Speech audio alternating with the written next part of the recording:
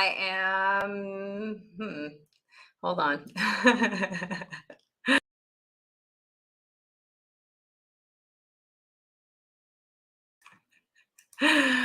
Lost you. Okay, so I'm back. I was like, what happened? I know. So what I'm going to do is I'm going to run it like we haven't done anything and then just chop off the beginning.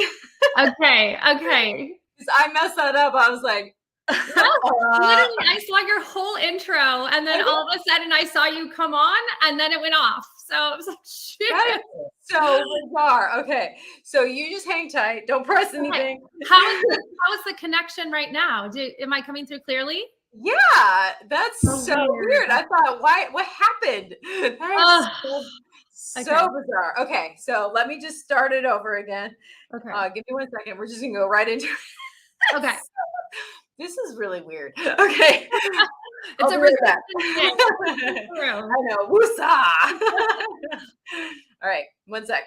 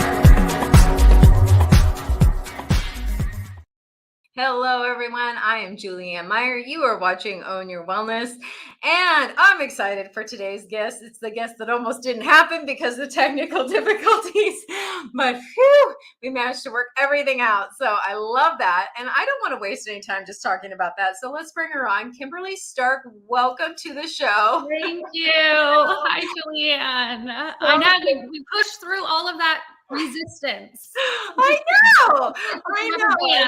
Listen to it now. Exactly. Now we can relax. We can have fun. We can have a great conversation. And I am so excited. I've been looking forward to this because when we spoke privately, I was just so taken by you and who you are and what you offer the world that I really wanted to invite you to be a part of my community and share you. So why don't we just start off with you telling us a bit about yourself and how you help people?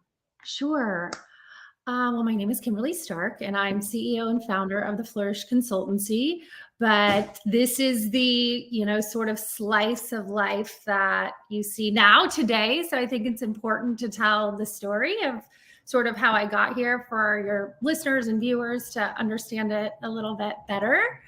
I'll give you a little bit of background. So I grew up in Northern California on the Monterey Bay on a strawberry farm.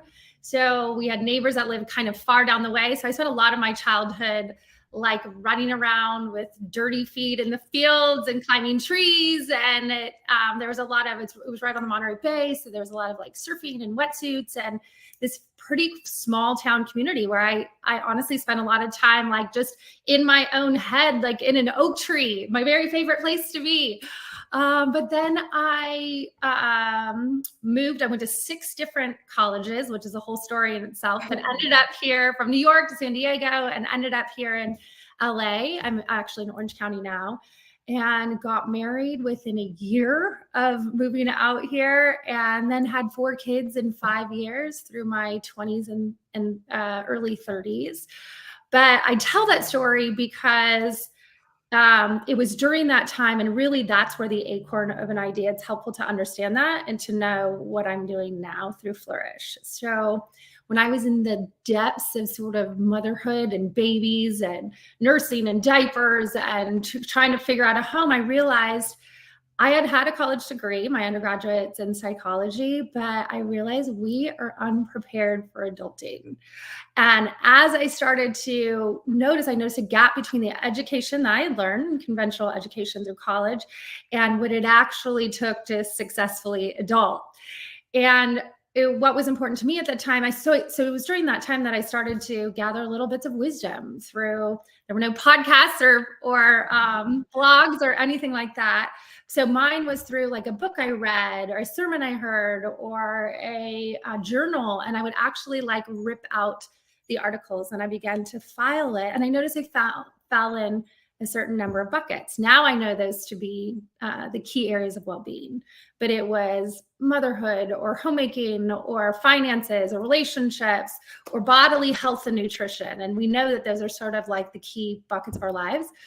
But so at the time I filed it in an actual file cabinet in my desk and I called it Kim's Life Skills Class because I just thought, God, where was the class on this? We need this education in order to build healthy adult lives. And if you've ever felt that way, that you were unprepared for adulthood, you're not alone. Things like I know, which is a lot of the work you're doing right now on how do we create this wellness, which I love this, and we can talk about this later, but this own your wellness element to it.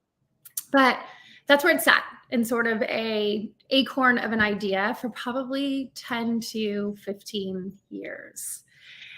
At that point, I went through, now we're like mid 30s, and I went through a, sort of crisis and trauma of my own, and that I noticed it was sort of it was in the fall of 2014. And I just noticed that I was spiraling.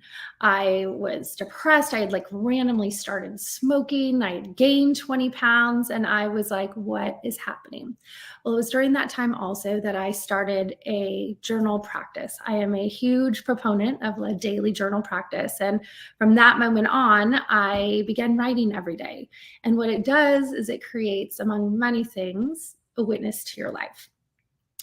And in the fall of 2014, if you were to go back and read my writing, which I often do, and looking back and sort of assessing, it sounded like this: God help me, God help me. I don't know what to do. I don't know what to do. God help me, God help me. And there is where it stayed, kind of like through that hole. Suddenly in January of 2015, I wrote this: I will no longer be a victim this year. Instead of looking for the signs, which is what I had always done sort of to guide me, I began to believe I was supposed to create my own.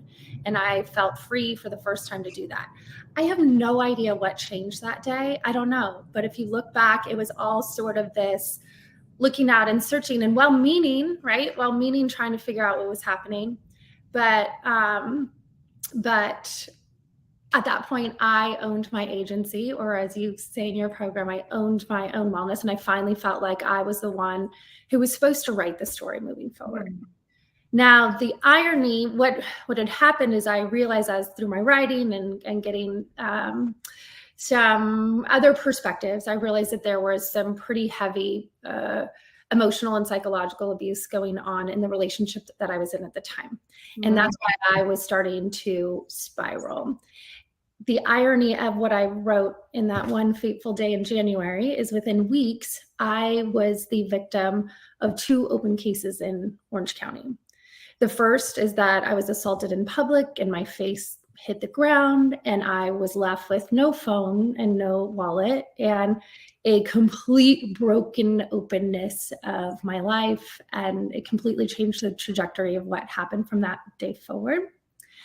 In the second case, only like a week after that or so, I was standing in front of a grocery store looking at the flowers, actually. And I'm staying there. I had my purse in the cart and I had my baby in the front. And a woman tapped me on the shoulder and I turned around and the woman's like, "That guy just stole your purse." And I looked at my purse is gone. And I look around and sure enough, there's a guy running away with my purse. And so I look at the woman and I say, "Watch my baby."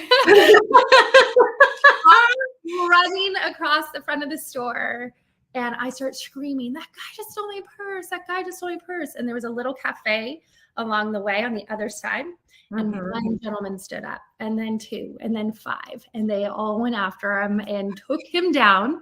I got my phone back and my purse back, and he ended up getting hit by a car. Hopefully he ended up being okay.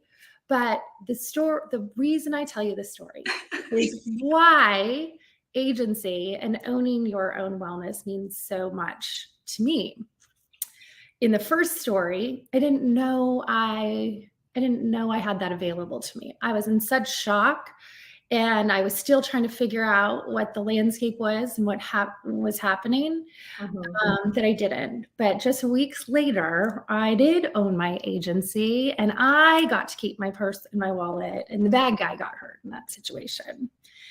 And so that really kicked off from there. I became a single mom of 4 kids with no job and no corporate work experience for a really long time. I had moved into a place that was very run down, but it was what I could do at the time. And I launched into essentially my next era of life that was about like a 3-year period of learning how to pitch myself into my first corporate job and buy my very first car and buy my very first condo and essentially learn the corporate world.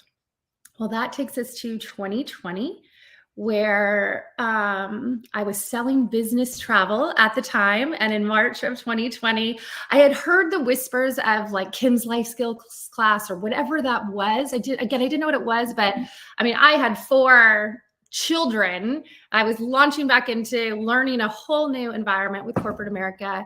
And I didn't have the bandwidth to kind of do anything about it, but I had heard these whispers of Kim's life, what is it going to be? Well, in March of 2020, when the entire world shut down, and there was no more business travel to sell, I got laid off. And I felt that here was my opportunity. And if, the entire world shut down, I am not working, we're here. If I don't take this opportunity to create this, then it's my own fault. So I wrote the curriculum for what we sell now, which is the Flourish Masterclass on building true resilience and strategy through adversity, and a sort of how, like, successful adulting. What are the steps that you need to successfully adult? So I wrote the curriculum. I ran 2 rounds of beta through the spring of 2020 and the summer. By the end of the summer, I realized, we had tested enough to where it was a thing, and I decided to take it to market as a corporate wellness program because I knew intuitively, and there wasn't a lot of, now we have so much data backing the correlation between the health and well-being of your employees and the profitability of your company. So that's where I started in the fall of 2020. I got my first corporate client. And then by the spring, I launched into education, pitching to school districts and providing this professional development company to school districts. And then from there, we've expanded to CPA firms can get their CPE credits. Of course, we have individual clients. We have hospitality clients, which is a really fun vertical because it's a lot of these people didn't go the conventional route through college, and it's just a fun environment to really see the power of this education impact their lives, and also the restaurant and the profitability of the restaurant. And here we are today speaking with you. The first thing that pops into my mind is back when I was in high school, there's this one thing that stuck out that at the time I thought was really silly, but now I realize how important it was. There was a moment when, I don't remember where or why, but I remember literally doing this, where we were, was they had us practice shaking hands. And people don't realize how important that skill actually is. Right. And what kind of impression you leave if it's the limp fish or you break somebody's bones. You want that happy medium. Like, how does that look so you're professional? And I just thought, of all the things that I learned in high school, that was the most useful. See, this is a problem, and the reason those of us who are here now, kind of in this generation, we've all experienced it. Fortunately, education is beginning to change, but the problem really came because education existed in a different capacity, like even when I was young. For all of time, up until about 30 years ago, expertise existed in a certain capacity. It was the people with the access to the information were the experts. So that was the professors or the doctors or even the sellers versus the buyers, because the buyers didn't have access to the information of what was actually accurate. Mm-hmm. Now, with the dawn of the internet, we all have access to the information. The expertise now comes from, can you curate it into impact? Can you make sense of it? I'm sure your listeners have felt this before, and it even says it in your intro of like, you want to level up your life, you want to, and leveling up your life and becoming healthier. I love how you said it's not just broccoli and burpees, and that is almost like the outcome of starting the mind work, and how do you get yourself to kind of make these changes.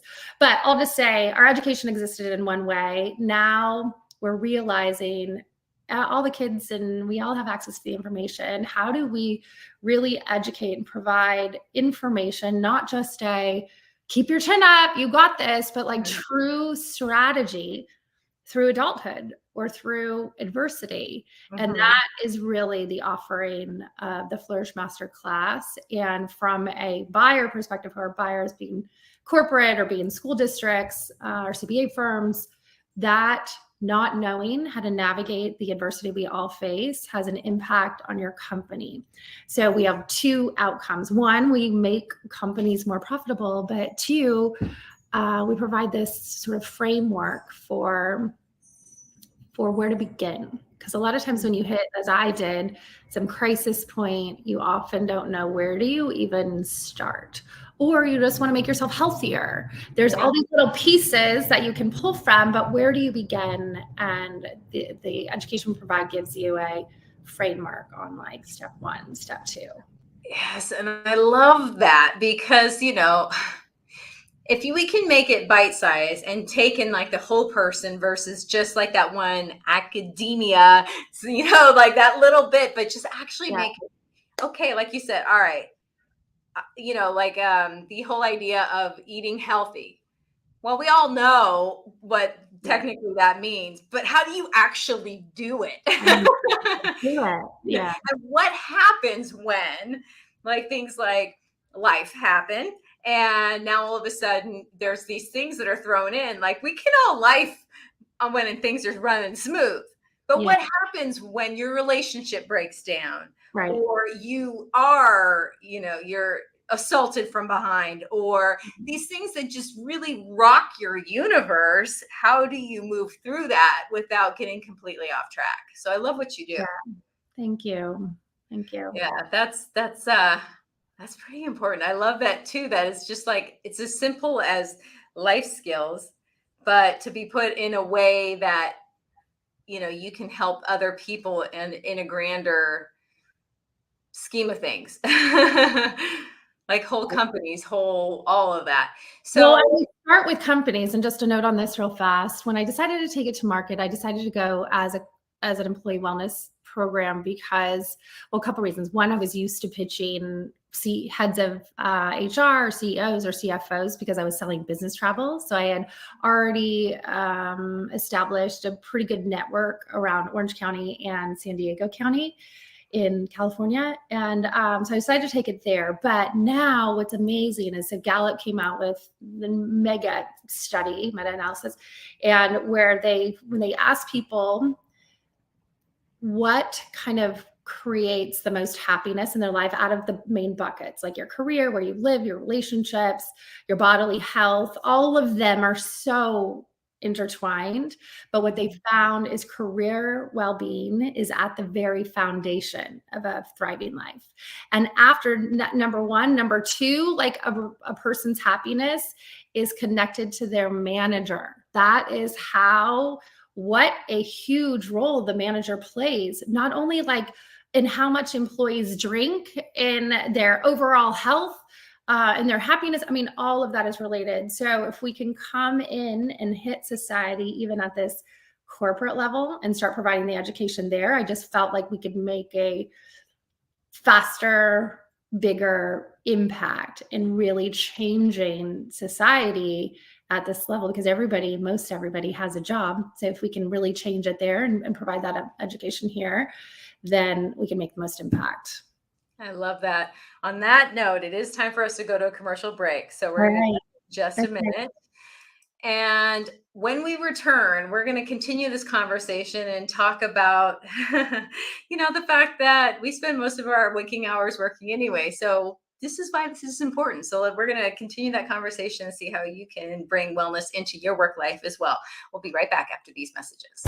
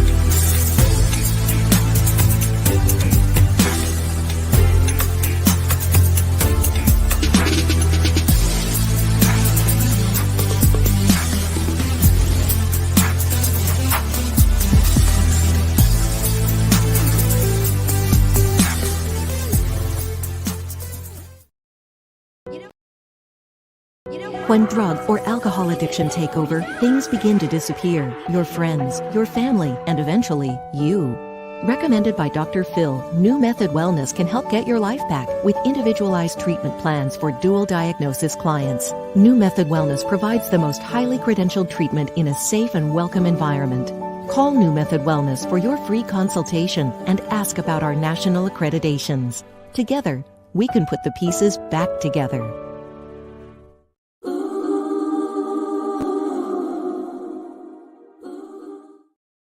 Welcome back, everyone. Let's bring our guest Kimberly back to the show. Woo! I saw that for we had a minor technical difficulty. You know what? I am choosing to believe this is because our energy is so just powerful right now that something's going on because we keep hitting these technology snags here today. That has always been the case. I'm really glad that you mentioned that. For those of you who are watching and maybe aren't familiar with necessarily how energy works, but whenever you watch my show and I am with another woman, it's always been a woman, by the way. It's never actually been a man, which I'm not saying it can't be, but it just hasn't. Whenever there's this high energy and high vibe, there's always technical difficulties. I don't care what and it's just the most odd thing. I can't explain it. But anyway, we are here. So we are here. So something that we were talking about, is this idea of wellness in general. And something you said that I never even really thought about was about the manager having such a high impact on somebody else's life. Yeah.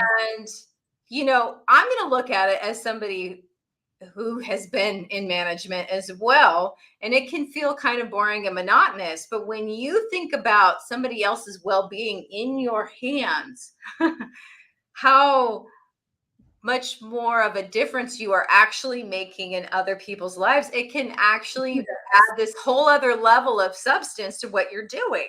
Yes, that's such an important part. If you are watching and you are a manager, I cannot go overboard on the importance of your role in the people in your team's lives. And this isn't us just saying it. This is what the data back right now. And this is another piece of the puzzle that Flourish offers is a lot of times there are amazing managers who want to have these well-being conversations with their employees, but they don't know where to start. And so bringing in a program like ours provides this template, this opportunity to where we can come in and we can say, hey, let's talk about this right now. And it's really interactive. So then you as a manager can create this new culture around these types of well-being conversations being really normal and part of the work environment. And also, yes, the impact that you have, like I said, on the day-to-day life and the overall well-being of employees and the people on your team cannot be understated. Overstated. Yeah, exactly. And something that I would love to hear your opinion on, because it's something that's always been like nails on a chalkboard in my whenever I hear this, is this idea of work-life separation and leave it at home. You're at work now. And I've always thought that's all really fine and dandy in theory. Yeah. However, I am still a human being. Yeah. So, yeah, sorry to interrupt you. No, the adversity that your employees face, or as an employee, the adversity that you face, just like you said before, if you have, if you're going through a divorce, if you have a sick parent that you're trying to care for, if you are raising kids, if your partner lost their job, all of these things, whatever adversity you're going through, or if you're not taking care of yourself and you're not sleeping well, or you're drinking too much, or all of these things not only affects you. So we'll table that for a minute, but the conversation about it affecting the company, a person's personal life has always affected the company bottom line, has always affected profitability and productivity at work and employee engagement and how focused they are on their job. And this role of the manager specifically, if you like your manager, you want to please them, you want to contribute to the team, you feel seen, you feel like what you're contributing is valued and you're using your skills because they have you in the right place. If your manager is this more top-down dictator, nothing you can ever do, or abusive. I mean, maybe you can't ever please them in a certain way, or they can't ever give you compliments, or there's no direction on what you should be doing. Your life is miserable. And so I guess it's bi-directional. You're going to take that home to your personal life. And also the hardship that you're facing in your personal life is going to affect your work life. And so it is so this kind of old school mentality of keep it at home. While it was, is part of a culture for a long time, and we all only know what we know until we know differently. Now we know that you actually will make more money as a company. You actually will increase your profitability if you don't ignore that, if you don't say, hey, just push it under the rug or leave that at home. But how do you support your employees? If you want to truly care about them, providing some education that is impactful and works on how to navigate adversity will not only help you and your company to be more profitable, but it will help your people, which is your greatest asset as a company. I mean, if you think about, and this is another shift that's going on, which is amazing, but we used to think of the customers as being the priority, and your employees and your team were just there to serve the customers. Now, also there's a mental shift going on within corporate America where their employees are actually their biggest customer of sorts. Your employees are the ones that you're serving. And then your employees, because they feel taken care of and like they're using their skills and they're being valued, they're being seen, they're being heard, they're contributors, they're engaged. Now they're serving your customers even better. And that's how you end up, again, making more money in the long run. I love that. Oh my goodness. Okay. So we've been talking a little bit about how, Flourish works, but what does it actually look like? What kind of things, what would it, I don't have a company. I have a business partner, but I don't have employees. But for those people out there who are watching, who do have that and are like, oh my goodness, this is making so much sense. What does it look like to work with you? What are opportunities? And sure. Okay. So we'll talk a couple things, because right now how Flourish exists is we sell to businesses. So the business is our client, but the end user are the employees who experience the class. So another cool thing, and I know that we were going to talk about this a little bit, is that is the business model we're currently operating out of. And I'll talk about what that looks like in a second. But I do want to mention that we are launching another arm of Flourish, and another structure of Flourish, in that if you are interested in the content, which we'll talk about in a minute, we now have a new structure where you can become a certified Flourish coach. So we will teach you the content, and then you can go, and a couple different ways. You can either work for Flourish, or you can take this information and go build up your own clients. And then this is how we can spread and spread and spread. And we'll teach you how to do it. We'll support you in that process. So you can, you can always message me on IG at Kimberly Stark. You can reach out to Flourish Consultancy. And I'm also Kimberly at theflourishconsultancy.com if you want to email me. But I don't mind responding to it all DMs through IG and LinkedIn.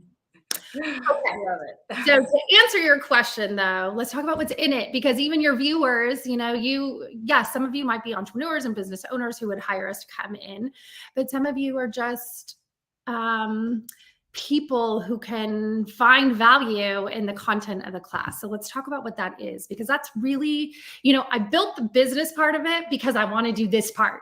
So the business part is how this part exists, but the part of actually passing along this content and information and education is why I'm doing what I'm doing. It is the mission behind Flourish, is that all may flourish. And how do you get there? Okay. So let me back up. So when you're wanting to just level up your life, or adversity is hit, some sort of crisis is hit, and you need to know, what do I do first? So the Flourish Masterclass is 8 modules. And the very first modules, and it's really 5 steps of the Flourish model on how to build true strategy through adversity. The first step is called perspective. So in this module, and what you as listeners, what I would like to pass along is that the very first step of any sort of strategy through adversity is shifting your perspective of adversity itself, of hardships itself, of now understanding and looking at hardship as a potential catalyst to greater strength and expansion and wisdom, and that all of that, you can't get there. Just like with working out, you cannot get to stronger or bigger muscles or more fit without the strain, without the strenuous part of actually the lifting of the weights or the working out or the sweating or putting some parameters on what you're choosing to eat. That's the only way you get there. And now, which is really exciting, there's even more conversation out there on this idea of good stress. So we tend to think about stress as like this. So there's distress and there's eustress. Distress is the type of stress that is paralyzing. You think it's going to take you down. It leads you into depression. It's overwhelming sort of suffering stress. But this idea of eustress is the stress that we all have to go through to get to that next step.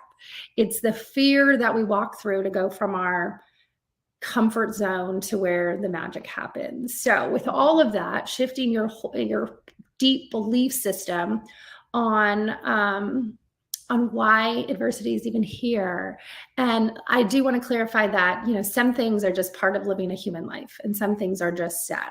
So we have to be careful of maybe it's not here for that, for your own growth. Some things are just sad that we experience as humans, but we can utilize them for greater strength and expansion. Okay, so that's step one. Step two is agency. And this is why I love you saying like your title of own your wellness. And this is why I told the story in the beginning. Why agency means something to me is that I mentally took on a different belief system and shift of where I didn't know I had agency. I didn't know that I was supposed to not only build my life forward, but that I was capable of making those decisions, of walking through fear. So in this one, we cover how to navigate fear and the roadmaps through transition and understanding the pieces along the way. The third step is called imagination. And in this one, we really pull from, you have to understand and ask yourself this question. We can do this in real time. Ask yourself the question of what is the most beautiful life you can imagine, and answer it in the framework of the different buckets of your life. And we start there because sometimes you could have some self-limiting beliefs. Sometimes you don't even know certain things are available to you because of imposter syndrome, or because maybe you don't have any representation in that area. Maybe none of your family went to college, so you don't even know that it's available to you. So this idea of imagining first and starting there is a really big portion to it. But before you can even start to get there, you need to become aware of your own thoughts. So step 4 in the Flourish model is called mindset. And we don't just hit growth versus fixed, but also this awareness of our thoughts, what it's even going through on in our head first, and becoming really clear about what you're hearing and what are the thoughts about yourself, about your world, about your partnerships, that are like lenses through which you're operating in the world. So you need to see those lenses first, acknowledge them, and then switch out and choose the ones that serve you and move you forward, in order to kind of create this strategic foresight feedback loop of continually imagining forward your most beautiful life, and being aware of the thoughts and kind of building that process. And then the last one is, and I know you were talking about like the systems. So it's answering the question, okay, now I know what I want. I've become aware of the mindsets that might be stunting my resilience. But how do I make it happen? How do I really implement and go from not just having it be something I want to making it happen? Dr. Laurie Santos talks about something called the G.I. Joe fallacy, where I grew up in the 80s and 90s. I had a brother. Did you? Okay. So I had a brother. We watched G.I. Joe, and it was always like the army guy went out on his mission and then solved the problem. And at the end of the episode, he always said, well, folks, kids, now you know. And knowing is half the battle. And Dr. Laurie Santos, who's a professor at Yale and scientist, and she actually is known for having the most attended class of all time, the happiness class. You can watch online also. You can take it online through Yale. But she said, no, knowing is not half the battle. We just know something doesn't mean we're going to actually do it. So the important part is to figure out the building blocks to sort of get you. And this is where I feel like James Clear has made a really great contribution to this. Focus on the daily, instead of looking at the outcomes, which I do want you to look at the outcomes because I want you to continually dream about what you're shooting for every day. You got to get up and you got to know what you're trying to build every day, but focus on the little micro steps micro habits that you're doing every day in order to get you those results. And then, as you know, too, identity is a really big part of this. So this is why we imagine that person. You begin to think about, claim that identity for yourself first, even before your actions may back it. And you can have a lot more success in habit formation by claiming this new version of yourself and then proving it to yourself with small wins, instead of, say you want to run a marathon, instead of saying, okay, I'm going to run a marathon, and waiting until you actually run it to view yourself as a marathon runner. Get up and be like, all right, I'm a runner. What would a runner do? I better put on my shoes. In that world, emotionally and mentally, and you can have some greater success in creating these new patterns for yourself. Exactly. I love that. I love that idea. All right. We do need to go to one more commercial break. So we are going to be back in just a minute. And I haven't said hello to everybody who's watching us live or even on demand, but I just want to say hello to everyone. When we come back, we're going to talk about little steps that you can make and do to start creating this wellness, this overarching change and shift in the way you perceive things, all that fun stuff, as soon as we get back.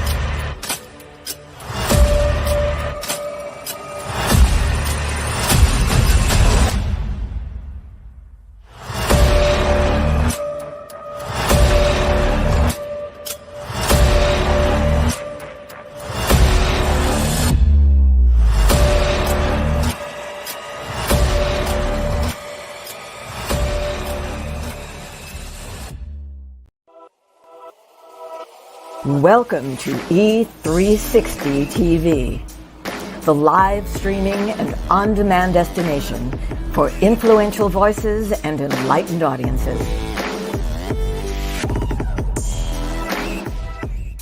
We offer trending, grassroots, and purpose-driven content across a diverse range of interests. E360 TV is more than just watching programs. We offer the ability to interact with live shows connecting audiences to real, authentic influencers and storytellers while streaming to millions of devices.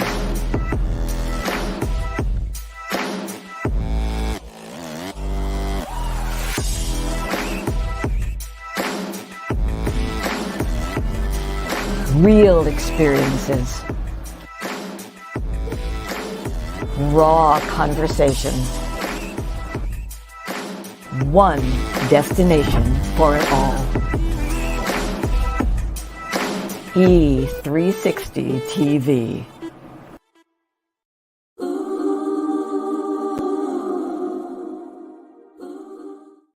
Welcome back, everyone. Let's bring Kimberly back to the show. Welcome back.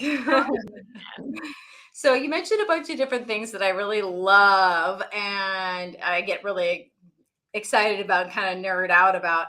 But the thing that I really appreciate is this idea of switching out the lenses of how we're looking at things. Because as soon as we realize that we are looking through a lens, that's a big step forward. But also, this idea of sort of picking, and I think that this also helps with, and correct me if I'm wrong, kind of helps with the idea of switching lenses, is this idea of, yes, okay, so I have this big overarching goal, and that's going to be my new lens, but I am going to break it down into what I'm doing today. So it's kind of fun to, I just want you to speak more into this idea of thinking from from the end line, as Yes. opposed to I will be there and then I can call myself a runner, for example. Yes, yes, yes. Okay, let's do an activity now with your viewers. If you have a journal or something or a piece of paper, take it out. You can do it later. As I said, I'm a huge journal proponent. I run about like one a month. But then you can, there's just so much. You can look back and see, but let's do this exercise. So when I started to become aware of my thoughts, I thought, what even are my thoughts? Well, let me back up once. Okay, a little structure here to think about. You are running through a framework at all times without even realizing it. And it is this: you have a belief that leads to a thought, that leads to a feeling, that leads to a behavior. Mm-hmm. So whenever you're in this behavior or you're in this thought or you have a feeling, it is helpful if you back it up and you realize what's the thought behind this. And then honestly, what's the underlying belief that's actually. Uh-oh, for some reason we lost her for a second. Once again, I'm not sure what's going on. I hate that, but we're going to hang tight for just a second. And she's back. All right, we're going to keep going. Sorry about that, guys. I gave you a minute to get a pen. Okay, so you have a belief that leads to a thought, that leads to a feeling, that leads to a behavior. So let me give you an example. If I entered into adulthood and I thought, well, life should be easy, right? Then when adversity hits, I'd be like, what?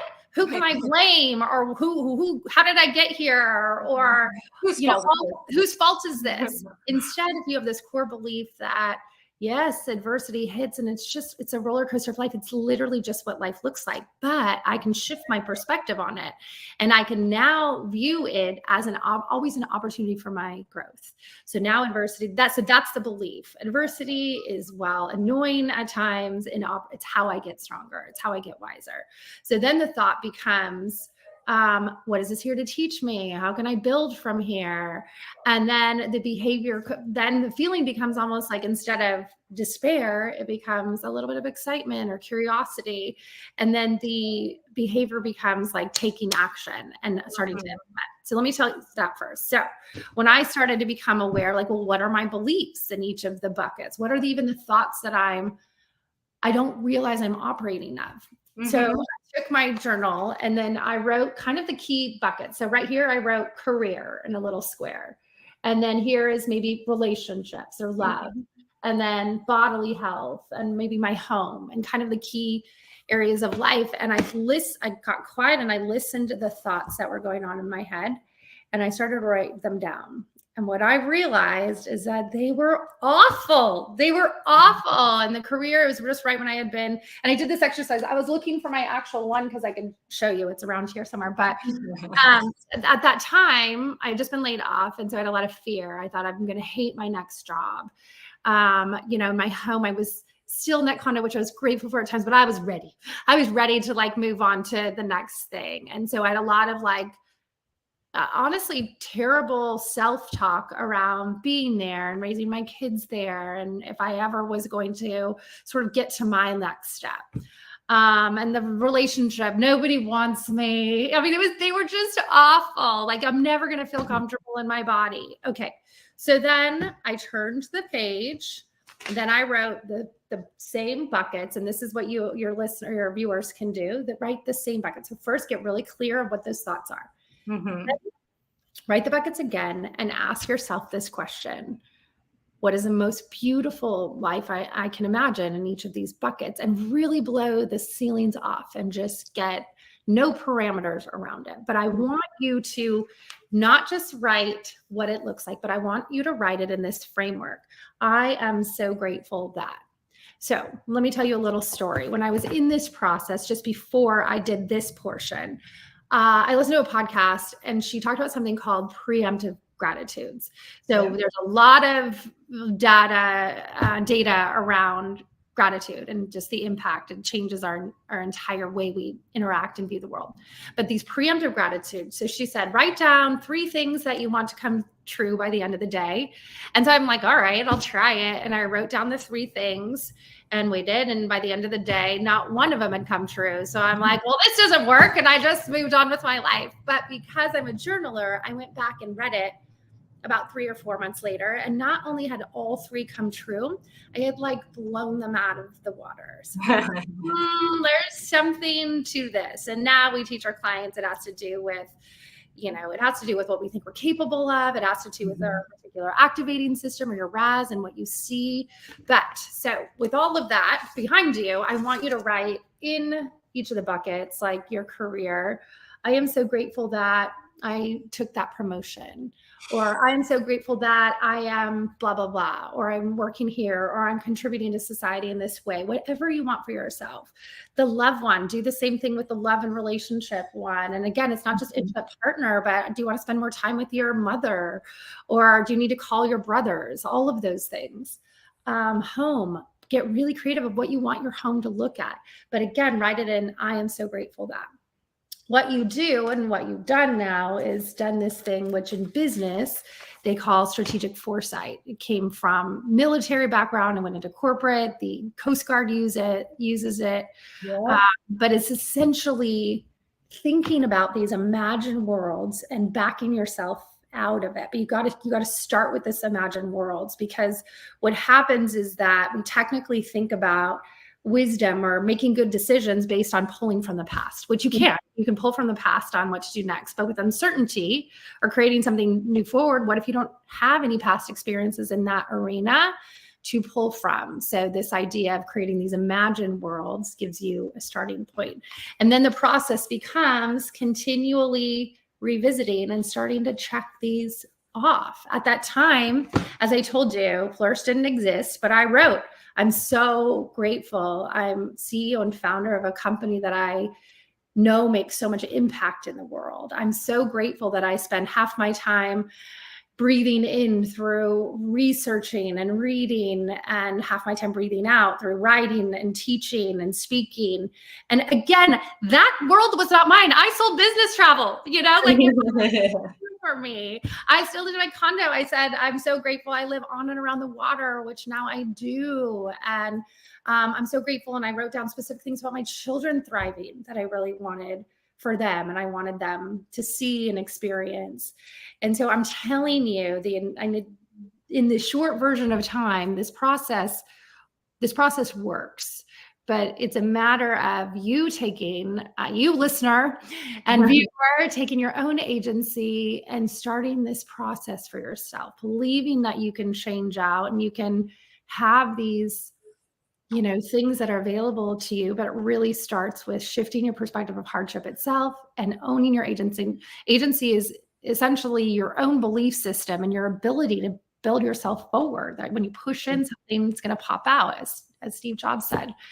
But you have to do it. As you said, your whole show is own your wellness. You have to own it. But here are some tools to get you started. I love that. I love that so much, because as intimidating as it can seem in the beginning, I know that when I started taking responsibility for me, and not how things sometimes happen to me, but what I'm going to do with that. For example, like, you didn't choose to get fired. That was not your choice. Right. And there was nothing you did that made that happen. Yes. It just did. But what you did with that is owning it. and switching, at that time, I thankfully had heard something, this idea of a sacred storm. It's like where something happens to you, where a series of what you can be thought of as negative things happen to you within a short period of time, where you're like, this is beyond coincidence. Like, really, like your dog dies, your boyfriend breaks up with you, and you get fired. And I was going through that at that time, but thankfully, a lot of times we think of it as a shit storm. I don't know if you can cuss on your program, but instead, if you shift your perspective on it, it can be a sacred storm. It's a universe getting your attention and pushing you in potentially a different direction. So I knew that at the time. And there's been a couple of times, even as I'm sure your viewers can relate to, in the timeline and the lifespan of an entrepreneur and of a business, there are many times where you feel like, oh, this may be the thing that takes me down. But if we're able to look at it as like an opportunity to adjust your stance, potentially take you in a different direction and go there mentally, then you start to become curious and you ask yourself, how can I make this the best thing that's ever happened to me? And where is this forcing me to adjust my stance to potentially go in a different direction and look for those answers, because the answers will be there. You just need to be willing to, number one, do the work, but number two, be open to that process. I love that. Well, we are just about out of time. It goes by so quickly. Okay. I just want to make sure that I pop up your IG and your LinkedIn one more time. I just had your website up so people can reach out to you directly. Don't hesitate. DM me. Yes, I love it. Own it. Own your agency. Yes, exactly. Anyway, I just want to say thank you so much for being on the show today, Kimberly. Given us gems and given us plenty to think about, as well as ways to work with you, which, you know, what you're doing is amazing. And I needed to have you on the show so people know that you exist, because you are changing the world in the most positive, wonderful way. So I just want to say thank you so much for being on the show today. I appreciate that. And it's really exciting. And it's a pleasure to be on your show and connect with other people who get the work and the mission that we're trying to serve and are serving the same mission in different capacities. That lights me up too. So thank you. Absolutely. Well, everyone, that is all the time that we have for today. Thank you for watching. Enjoy your week, and we will be back very, very soon.